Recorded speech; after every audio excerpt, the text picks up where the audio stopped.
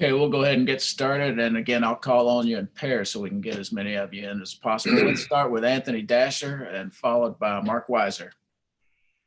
Hey, John, good to see you. After going through spring and summer, talking as far as the offense is concerned, what do you anticipate being the biggest difference in this year's offense compared to last year's? I'd say the biggest difference would be, we have that continuity. We're turning a lot of starters, a lot of great players.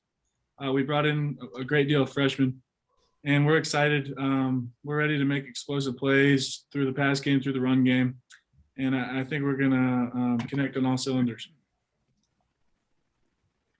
Hey, John, hope you're doing well. I want to ask you kind of what your sense, I know you guys just started camp yesterday, I guess. What is this preseason like compared to maybe what you guys dealt with last season? Are you having to mask indoors? And I know Kirby said the vaccination rate was like over 85% in mid-July. Has there been good buy-in on the team in that? There has been tremendous buy-in.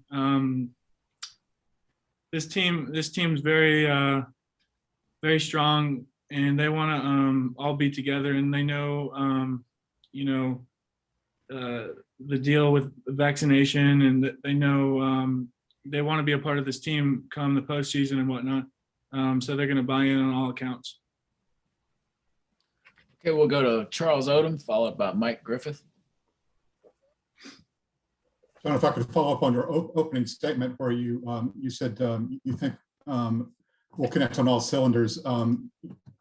Do you think the continuity allows you guys to start out with more confident play calling from the start as compared to breaking in last year? I do. I think Coach Monken's going to dial up some great plays. We're going to run the ball well. We're going to pass the ball well. We're excited. We're going to practice hard this coming camp, and we're going to work on all types of plays, and we're going to be ready. John, it looks like the tight end position is transformed into, it's something, a pretty exciting spot. You obviously are a pretty large and consistent target. Can you share what you've seen out of Brock Bowers and Darnell Washington, two other guys we've heard talked about a lot? Yeah, those two guys are doing a great job, along with the rest of the tight end room. We work hard every day with Coach Hartley, Coach Monken. In meetings, we're doing well, paying attention, staying focused. And then when it comes to the practice field, they're doing great in walkthroughs. And then on the field, 7-on-7s, they've done a tremendous job making plays. So we're really excited about them. Okay, let's go to Allison Mastrangelo, followed by Chip Towers. Hey, I know it's with you, Jay, and then all the guys, it's always about the team and the team goals. But for you, what is a personal goal for yourself going into this season? That's a great question, but I don't want to start on your original statement, but my goals will fall into place. Those will come as long as my team goals come first, and my team goals are dominating this camp, doing the best I can, leading the tight end room, and then once the first game comes, we're gonna do well. So. Yeah, John, two questions real quick. It just made me think, does Gilbert spend any time with the tight ends or in the tight end room, or has he so far? And then just looking at the first game, I mean, it's a huge game. Is that in any way serve as more motivation as you guys go through the summer, and get ready to start camp with the anticipation of knowing you got to be at mid-season form by the first game? I'm not really sure. We float so many players back and forth. All our positions are connected, and a lot of the times we're just with Coach Monken, so we're not individualized at all.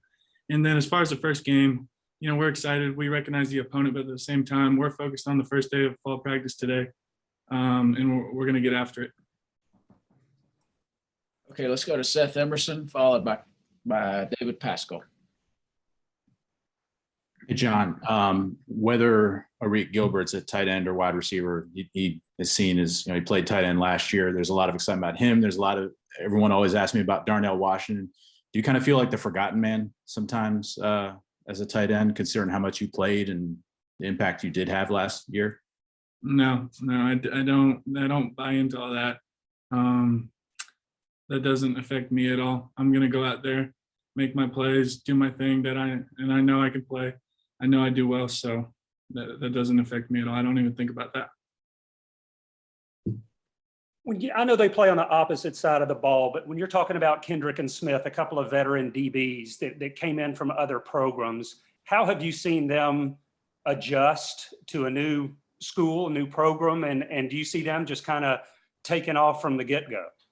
They've done a great job adjusting. I've gone against them a bunch in 7-on-7, and it's fun competing against them. They're great players. They're great teammates. And, they bring a great deal of experience. And you can see that on the field. Okay, let's go to Jed May, followed by Connor Riley. Hey, John, you kind of alluded to this, a couple of times, but the fact that, when the offense really got things rolling at the end of last year, once things got sorted out, are y'all looking forward to heading into this season, I guess, kind of knowing where everybody fits in and not having a quarterback competition, all that kind of stuff? You can just kind of hit the ground running from game one. Yeah, we are excited about that. There's such a long gap between that Peach Bowl game and then fall camp, and we have 7-on-7s and spring ball mixed in there. But it's been a long wait, and we're just excited about this first day of camp. Hey, John, wanted to ask you what your initial impressions were of Arik Gilbert and how having an athlete like that can help you guys make those sort of explosive plays in the passing game. It's exciting having a great athlete in Eric, but he's among a huge group of wide receivers, tight ends. So we're excited about the whole team. Okay, let's go to Jake Rowe, followed by Dean Legge. John, when the offensive line is something that, there seems to be, some position battles. There are position battles everywhere. But, when you look at the tackles and you look at kind of how things went this spring, is it a situation where you feel like some guys are maybe ahead of others or what's your confidence level in those offensive tackles since you have to play beside them? It's nice playing next to these offensive tackles because they're so big, they're so fast, they're so quick. But Coach Smart and the offensive staff, they recruit such great players. So there's never like a drop off when it comes.